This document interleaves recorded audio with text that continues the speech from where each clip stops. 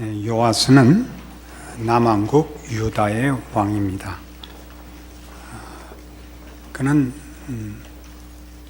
아버지 아하시아가 예후의 북왕국 이스라엘의 장군이었던 예후의 반역 때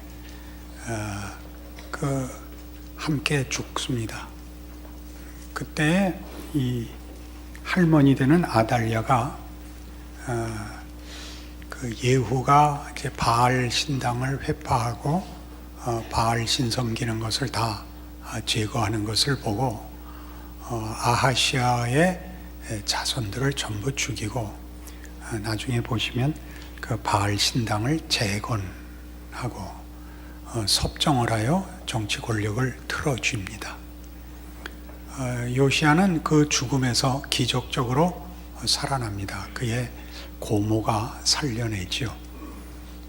그래서 7살에 왕위에 올라서 40년간 통치를 합니다.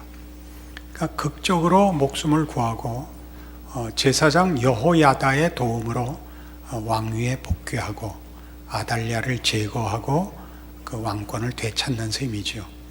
그래서 오늘 우리 본문에서 본 바와 같이 그 2절에 12장 2절에 요아스는 제사장 여호야다가 그를 교훈하는 모든 날 동안에는 여호와 보시기에 정직히 행하였다 하는 대로 대표적으로 성전을 중수하고 보수하는 일에 진력한 것으로 그가 어떻게 하나님의 뜻을 제대로 시행하려고 애를 썼는가 이렇게 묘사되고 있습니다. 그러나 나중에 이제 여호야다 이 제사장이 죽자 다른 유다 방백들의 그 강권과 요구에 타협해서 아세라 우상을 섬기게 되고 그 일로 결국은 심판을 받는 것으로 평가됩니다.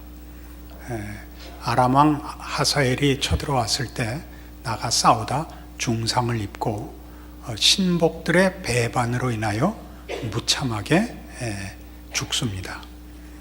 그러니까 열왕기의 평가는 결국 하나님 눈 밖에 나아서 좋지 않은 그 결말로 그 인생을 끝냈다 이렇게 얘기할 수 있습니다. 오늘 요아스의 이 문제를 이런 좀 길게나마 설명하는 이유는 제 개인적인 경험으로는 신앙생활을 하는 것도 요아스의 인생에서 크게 벗어나지 못하기 때문에 이 왕의 인생을 논하고 싶은 것입니다. 어느 부분에서는 신자답게 살기도 했다 얘기할 수 있고 또 신자답기 위해서 애도 쓰고 그게 신앙인들의 현주소죠. 그러나 잘한 것보다 못한 게 더 많다고 늘 자책할 수밖에 없는 것, 이것이 신자들의 현실일 것입니다. 너무 이런 부정적인 측면을 들추어서 죄송하지만 이 문제를 분명히 할 필요가 있습니다. 우리의 신앙의 현실이 스스로 점검해 보아도 만족치 못하다. 하나님 앞에 벌받아 싸다라는 생각이 자꾸 드는 것은 사실 우리로 하여금 신앙생활을 영위케 하고 연장케 하는 근거가 어디에 있느냐라는 문제를 계속 확인하고 물어보게 하기 때문에 아주 중요합니다. 그래서 이 문제를 로마서 8장에 보시면 보기보다 이 요아스의 인생을 우리가 꼭 부정적으로만 볼 필요가 없다 하는 성경에 아주 중요한 선언이 나옵니다. 로마서 8장 35절입니다. 신약 성경 250페이지입니다. 누가 우리를 그리스도의 사랑에서 끊으리요? 환난이나 곤고나 박해나 기근이나 적신이나 위험이나 칼이랴. 기록된 바 우리가 종일 주를 위하여 죽임을 당하게 되며 도살당할 양같이 여김을 받았나이다 함과 같으니라. 그러나 이 모든 일에 우리를 사랑하시는 이로 말미암아 우리가 넉넉히 이기느니라. 내가 확신하노니 사망이나 생명이나 천사들이나 권세자들이나 현재일이나 장래일이나 능력이나 높음이나 깊음이나 다른 아무 어떤 피조물이라도 우리를 우리 주 그리스도 예수 안에 있는 하나님의 사랑에서 끊을 수 없으리라. 예수 안에 있는 하나님의 사랑, 다시 말하면 예수를 보내신 하나님의 사랑은 그 무엇으로도 막을 수 없다. 그 사랑을 방해할 수 없다. 이런 선언입니다. 근데 이 선언 속에 36절에 보는 바와 같이 기록된 바 우리가 종일 주를 위하여 죽임을 당하게 되며 도살당할 양같이 여김을 받았나이다 라는 구약 성경을 인용하고 있습니다. 이 인용문이 중요합니다. 이 인용은 주를 위하여 죽임을 당하게 되며 도살당할 양같이 여김을 받았나이다가 주를 위하여 라는 조건 속에 있기 때문에 우리는 이것이 굉장히 헌신적이고 신앙을 지키는 순교자적 고난을 의미하는 것으로 읽혀집니다. 그러나 그럼에도 불구하고 37절이 무엇로 받느냐 하면 36절을 그러나로 받음으로써 앞에 있었던 내용과 이제 얘기하려는 내용이 반대의 입장이 있다는 것을 이 접속사가 분명히 합니다. 그러나 이 모든 일에 우리를 사랑하시는 이로 말미암아 우리가 넉넉히 이기느니라입니다. 그러니까 예수로 말미암아 예수 안에 있는 하나님의 사랑으로 말미암아 넉넉히 이긴다. 그럼 그 앞은 뭐였는데? 그 앞은 절망이었다라고 얘기해야 맞습니다. 어떤 절망? 죽임을 당하며 도살당할 양 같은 절망이었다고 얘기를 해야 됩니다. 근데 주를 위하여라는 단서가 붙음으로써 우리는 이 구절이 부정적으로 읽히지 않는 것입니다. 그러면 왜 그런가? 그 인용한 시편 44편을 찾아가 보십시다. 구약성경 시편 44편 22절입니다. 구약성경 834페이지 시편 44편 22절입니다. 우리가 종일 주를 위하여 죽임을 당하게 되며 도살할 양같이 여김을 받았나이다. 이 말씀을 인용하고 있습니다. 그런데 로마서 8장의 인용은 그 전체 문맥이 뭐냐 하면 걱정 말아라. 너희가 너희 자신이나 또는 환경에 대해서 걱정할 필요가 없단다. 너희가 속한 환경이 아무리 너희를 위협하고 반대를 해도 또 너희 자신이 스스로 믿음을 지킬 만한 실력이 없을지라도 그리스도 예수 안에 있는 하나님의 사랑에서 너희를 끊을 수 있는 것은 없단다. 이것이 지금 로마서 8장의 가장 중요한 그 분위기입니다. 근데 거기에서 무슨 얘기를 하냐 하면 우리가 종일 죽게 되었고 도살할 양같이 되었지만 그래도 걱정할 것이 없단다. 이렇게 인용하고 있는 것이거든요. 근데 그게 왜 주를 위하여냐 이거죠. 이 시편 44편은 1절부터 보시면 이런 내용입니다. 하나님이여 주께서 우리 조상들의 날 곧 옛날에 행하신 일을 그들이 우리에게 일러주매 우리가 우리 귀로 들었나이다. 주께서 주의 손으로 뭇 백성을 내쫓으시고 우리 조상들을 이 땅에 뿌리박게 하시며 주께서 다른 민족들은 고달프게 하시고 우리 조상들은 번성하게 하셨나이다. 그들이 자기 칼로 땅을 얻어 차지함이 아니요 그들의 팔이 그들을 구원함도 아니라 오직 주의 오른손과 주의 팔과 주의 얼굴에 빛으로 하셨으니 주께서 그들을 기뻐하신 까닭이니이다. 지금 1절에서 3절까지의 내용은 이스라엘 백성이 어떻게 종되었던 애굽 땅에서 해방을 얻고 약속의 땅에 들어와 기업을 얻고 잘 살게 되었는가입니다. 하나님께서 우리 조상들을 그 종되었던 땅에서 구원해내셨고 우리 칼로 뺏지 않은 땅, 우리가 얻어낸 땅이 아니라 하나님이 기뻐해서 주신 땅, 우리 칼과 우리 활로 빼앗은 땅이 아닌 땅을 주셨나이다. 그래서 4절 하나님이여 주는 나의 왕이시니 야곱에게 구원을 베푸소서. 맞습니다. 하나님은 옛날에 이렇게 하신 하나님이시고 우리 백성을 사랑하시고 구원을 베푸신 능력의 하나님이시니 오늘 우리에게도 구원을 베푸시옵소서. 우리가 주를 의지하여 우리 대적을 누르고 우리를 치러 일어나는 자를 주의 이름으로 밟으리이다. 나는 내 활을 의지하지 아니할 것이라 내 칼이 나를 구원하지 못하리이다. 정확히 앞에 있었던 거죠. 3절에 있었던 그들이 자기 칼로 땅을 얻어 차지함이 아니요 그들의 팔이 그들을 구원함도 아니라 오직 주의 오른손과 주의 팔과 주의 얼굴의 빛으로 하셨습니다. 이거든요. 반복되죠. 7절 오직 주께서 우리를 우리 원수들에게서 구원하시고 우리를 미워하는 자로 수치를 당하게 하셨나이다. 우리가 종일 하나님을 자랑하였나이다. 우리는 하나님의 이름에 영원히 감사하리이다. 지금 열왕기라는 역사서가 그 제1차 독자를 포로로 잡혀있는 이스라엘 백성을 1차 독자로 아마 가지고 있었을 것입니다. 우리는 왜 이방민족의 포로가 되었는가? 우리는 왜 이 나라 사람들의 종이 되어 하나님을 섬기고 하나님의 특별한 선택을 받은 나라다운 영광과 승리를 누리지 못하고 오늘날 이런 현실을 맞이하게 됐을까? 그때 요아스의 생애는 이따위로 살았으니까 우리 나라가 망했지, 우리가 오늘 이 모양 이 꼴이 되었지라는 그 결론을 정당화시키는 사례가 될 것입니다.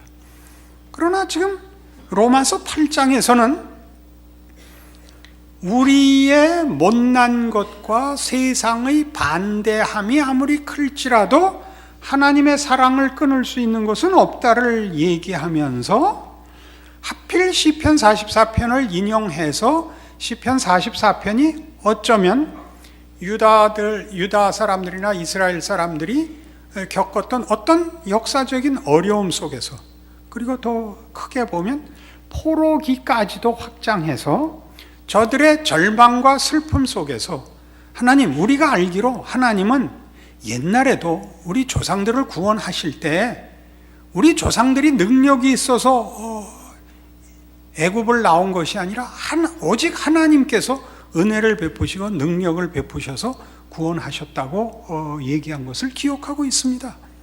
그리고 우리에게 주었던 땅과 허락했던 영광과 승리들과 복들이 오직 하나님의 기뻐하심 때문이라고 들었습니다. 그렇다면 하나님이 아니신 분으로 바뀌지 않는 한, 하나님이 유일한 하나님이신 한, 하나님이 기뻐하시고 하나님이 작정하신 것이 이렇게 실패되고 포기되어 끝날 리는 없지 않습니까? 우리가 우리의 잘못으로 오늘 이런 슬픔과 비극적인 결과를 당했다 할지라도 이럼에도 불구하고 하나님은 그 옛날에 행하셨던 구원과 축복을 주실 분 아닙니까? 그래야 하나님이 하나님이시지요. 그렇다면 오늘 우리가 당하는 절망들은 우리를 절망케 위하여 있는 것이 아니라 하나님이 얼마나 위대하신 분인가를 나타내시기 위하여 그 결과로 인도하는 과정에 생긴 하나의 과정에 불과할 것입니다. 우리가 당하는 오늘의 죽임, 도살할 양 같으면 주를 위한 것일 것입니다. 이렇게 지금 우리식으로 표현하면 갖다 붙이고 있단 말입니다. 그리고 이거는 뭐라 그래요? 말이 안 되는 우기는 짓이 아니라 앞뒤가 안 맞는 게 사실이죠. 그러나 이 앞뒤가 안 맞는 것을 갖다 묶을 수 있는 하나님이 누구신가, 예수를 주셨다는 것이 무엇인가에서 기독교 신앙의 진수가 그 빛을 발하는 자리다 이거죠. 우리는 기독교 신앙이라는 것을 일반적인 종교심을 가지고 자기도 모르게 이렇게 혼합을 시킵니다. 가장 중요한 내용이 이겁니다. 신자다워야 한다는 것은 당연히 맞는 말입니다. 신자다워야 한다는 것이 기독교 신앙을 성립시키는 조건은 아닙니다. 기독교 신앙을 성립시키는 조건은 하나님의 하나님이심입니다.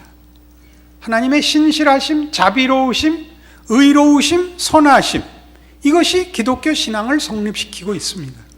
우리를 지으셨고 우리를 기뻐하시고 우리를 사랑하사 우리의 인과 법칙으로는 있을 수 없는 결과를 만들어내시는 하나님, 그의 선하심, 그의 은혜로우심, 그의 전능하심, 그의 위대하심이 기독교 신앙을 성립시키는 것입니다. 그래서 분명히 이유가 없고 과정이 납득이 안 가는데 결과는 하나님의 은혜와 능력에 의한 승리, 영광이라는 것을 우리에게 허락한다 하는 것이 기독교입니다.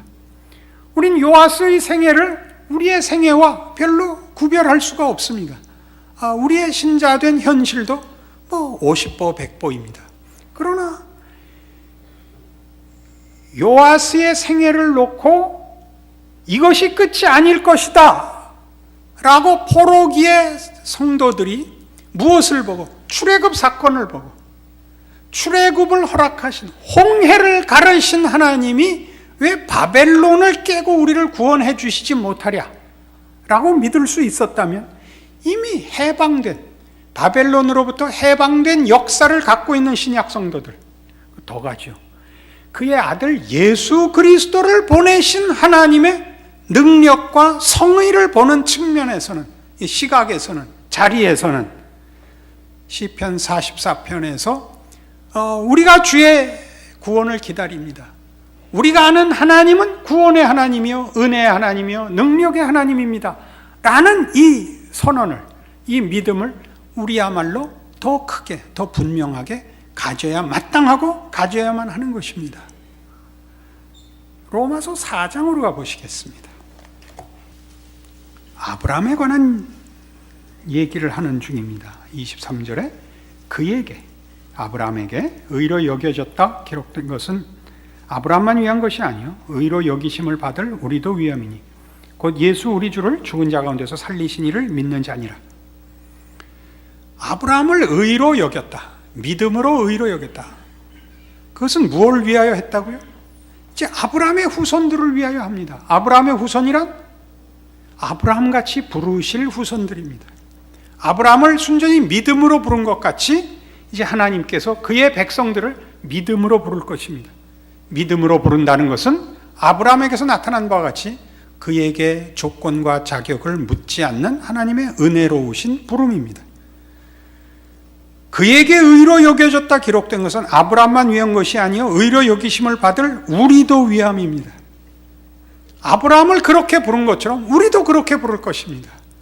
요시아의 생애가 이스라엘의 운명을 결정짓지 못하는 것처럼 그의 실패와 그의 잘못으로 이스라엘과 유다가 포로로, 그래서 진멸해서 끝나지 않고 다시 구원함을 얻고 그리스도가 오시고 신약 백성으로 이어지는 것 같이. 왜요? 왜 같이라는 말을 쓸 수 있죠? 모세 시대의 하나님, 이스라엘의 하나님, 아브라함의 하나님, 요아스의 하나님, 예수 그리스도의 하나님, 우리의 하나님, 그 하나님이 동일한 하나님이시기 때문에 그렇습니다.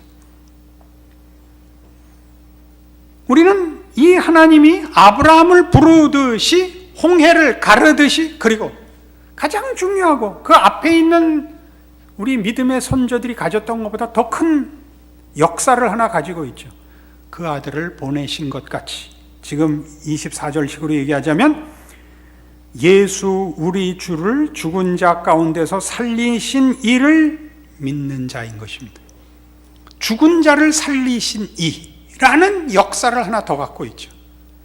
죽은 자를 살린다는 건 뭐죠? 더 이상 희망이 없는 자를 해결하는 자이시죠. 저에게 있어서 신앙은 언제나 이 싸움입니다.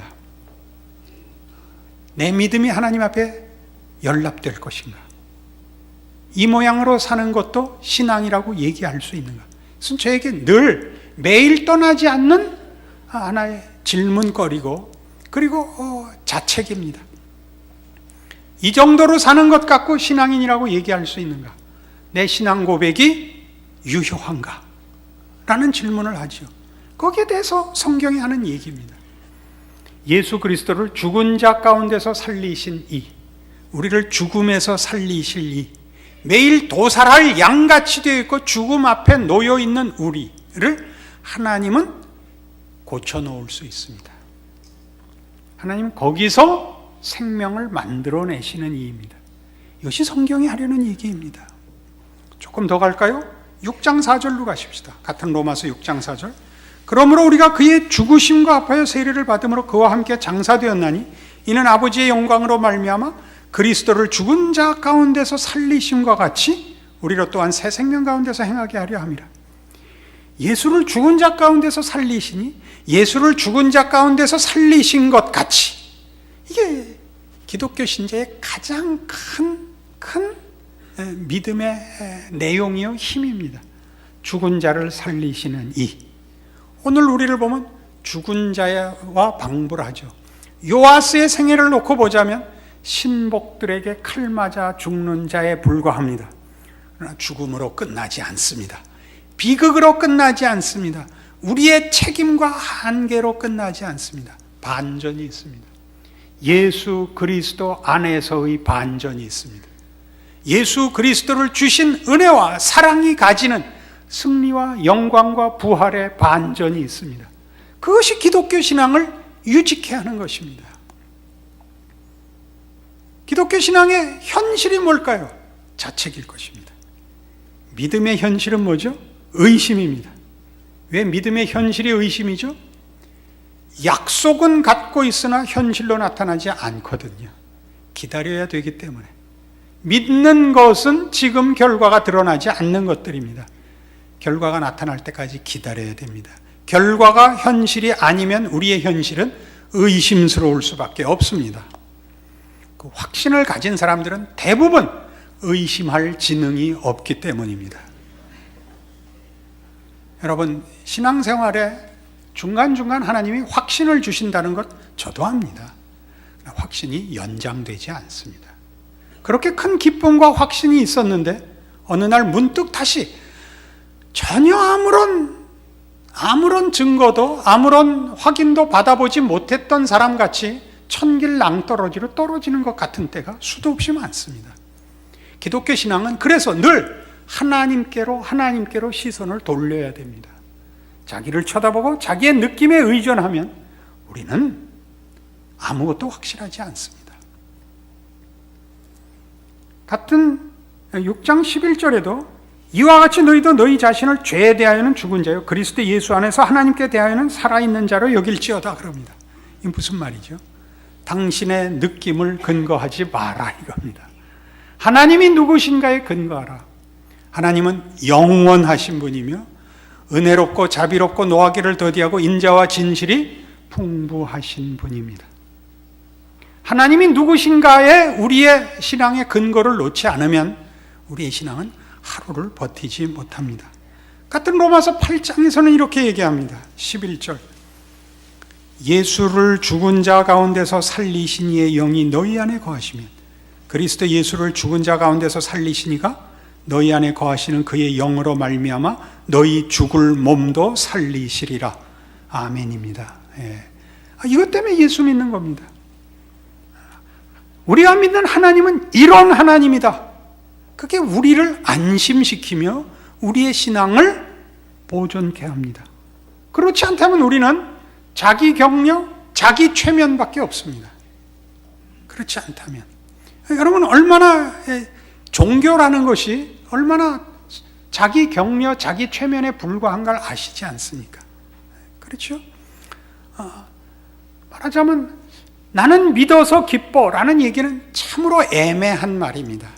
본인이 자기 최면 속에 들어갔다는 뜻일 수도 있고 우리같이 오늘 살펴보는 바와 같이 하나님의 하나님 되심 때문에 나는 나의 불안과 자책과 절망을 나는 모두 하나님 앞에 벗어 던질 수 있어 라고 얘기할 수도 있습니다.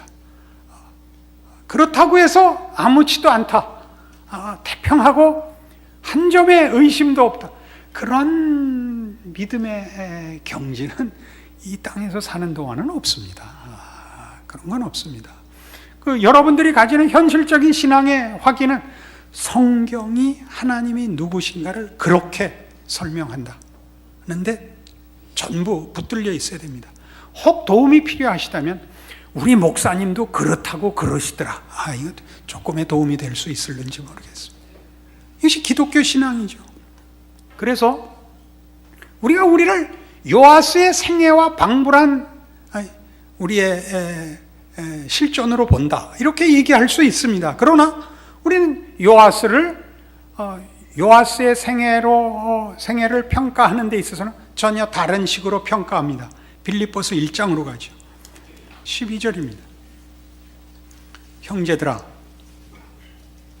내가 당한 일이 도리어 복음 전파의 진전이 된 줄을 너희가 알기를 원하노라. 이러므로 나의 매임이 그리스도 안에서 모든 시위대 안과 그 밖의 모든 사람에게 나타났으니 형제 중 다수가 나의 매임으로 말미암아 주 안에서 신뢰함으로 겁없이 하나님의 말씀을 더욱 담대히 전하게 되었느니라. 어떤 이들은 투기와 분쟁으로, 어떤 이들은 착한 뜻으로 그리스도를 전파하나니 이들은 내가 복음을 변증하기 위하여 세우심을 받은 줄 알고 사랑으로 하나 그들은 나의 매임에 괴로움을 더하게 할 줄로 생각하여 순수하지 못하게 다툼으로 그리스도를 전파하느니라. 그러면 무엇이냐? 거칠애로 하나 참으로 하나 무슨 방도로 하든지 전파되는 것은 그리스도니 이로써 나는 기뻐하고 또한 기뻐하리라. 이것이 너희의 간구와 예수 그리스도의 성령의 도우심으로 나를 구원에 이르게 할 줄 아는 거로 나의 간절한 기대와 소망을 따라 아무 일에든지 부끄러워하지 아니하고 지금도 전과 같이 온전히 담대하여 살든지 죽든지 내 몸에서 그리스도가 존귀하게 되게 하려 하나니 이는 내게 사는 것이 그리스도니 죽는 것도 유익함이라. 이 사도 바울의 이 고백은 굉장히 놀랍습니다.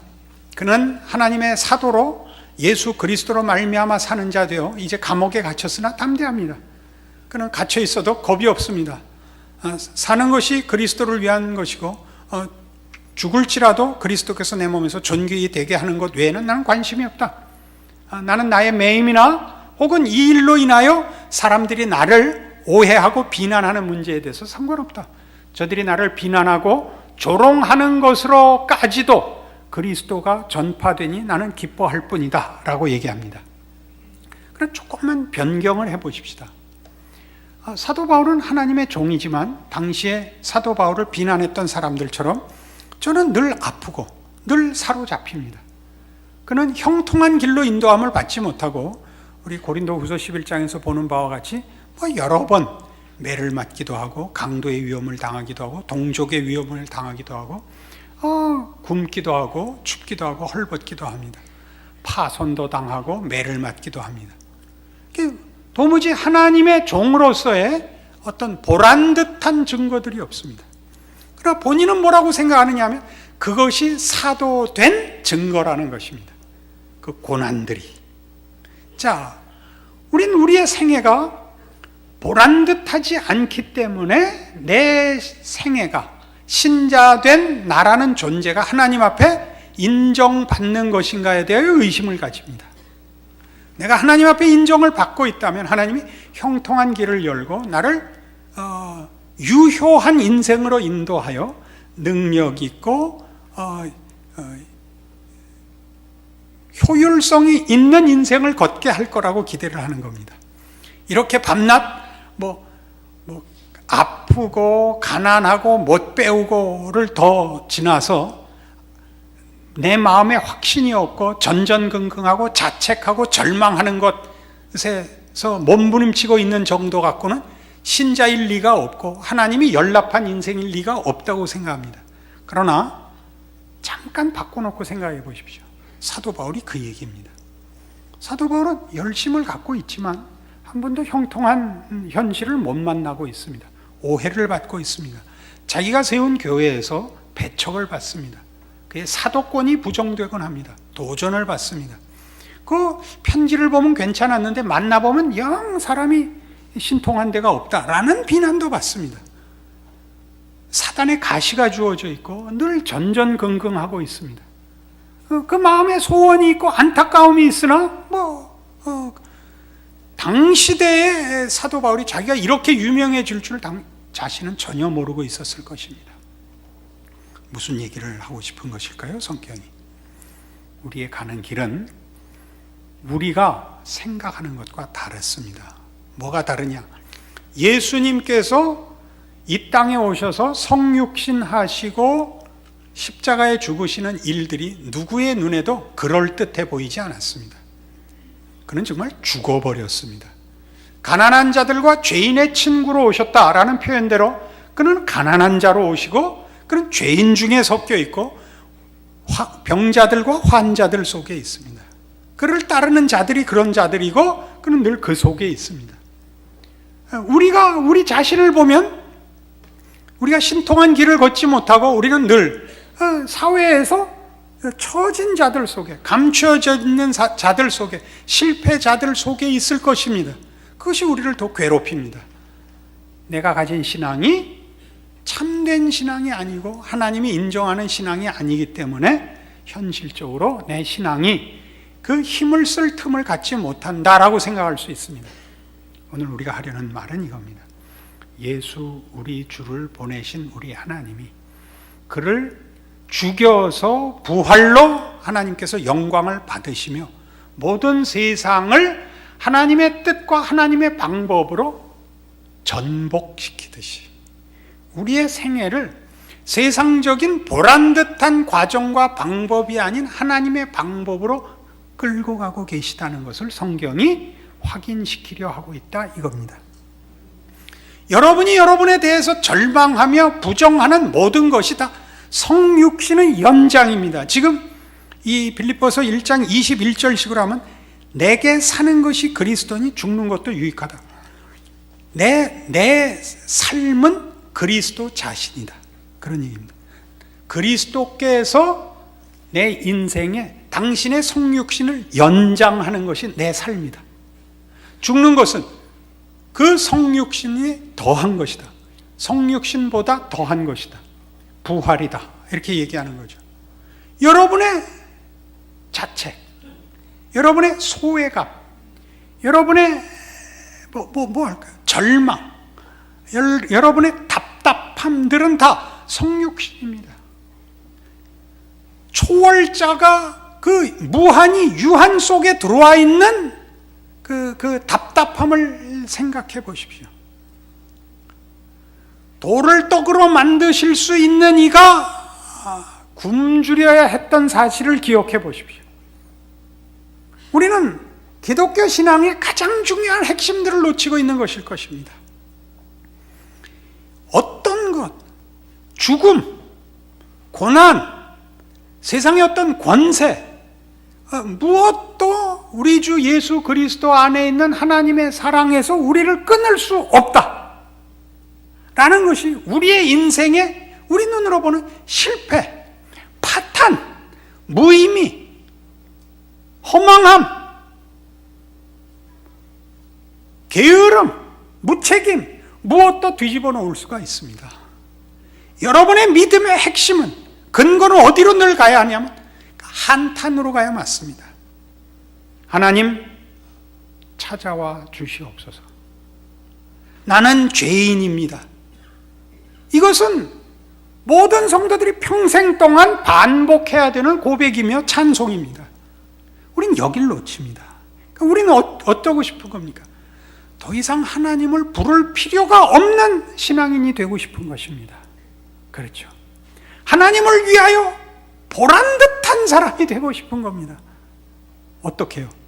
더 잘생기고 더 가지고, 그죠? 척 뭘 꺼내놓고 하나님이 이 시대에 뭐가 필요하시대? 얼마요? 하나님 얼마가 필요하십니까? 이건 얼마나 모순되는 얘기들입니까? 여러분들이 여러분의 신앙을 과소평가하는 이유가 무엇입니까? 자책하는 이유가 무엇입니까? 여러분이 별것 아니라는 것이죠.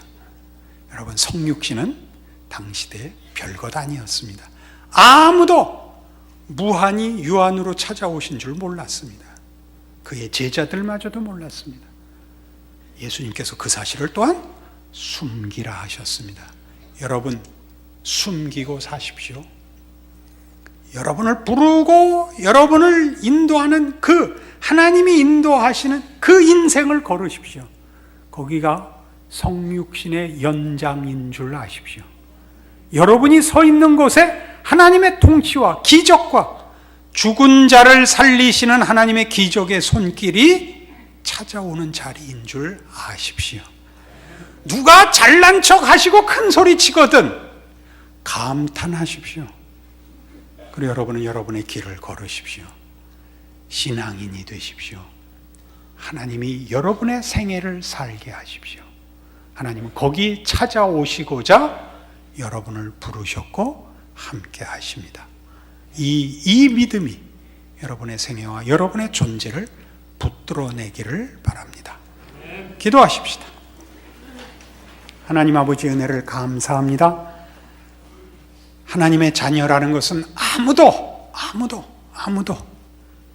취소시킬 수도 실패케 할 수도 부정할 수도 없는, 오직 하나님만이 인정하시고 하나님이 지키사 하나님이 승리케 하시는 하나님의 약속이요 작정이요 기쁘신 뜻인 것을 확인합니다.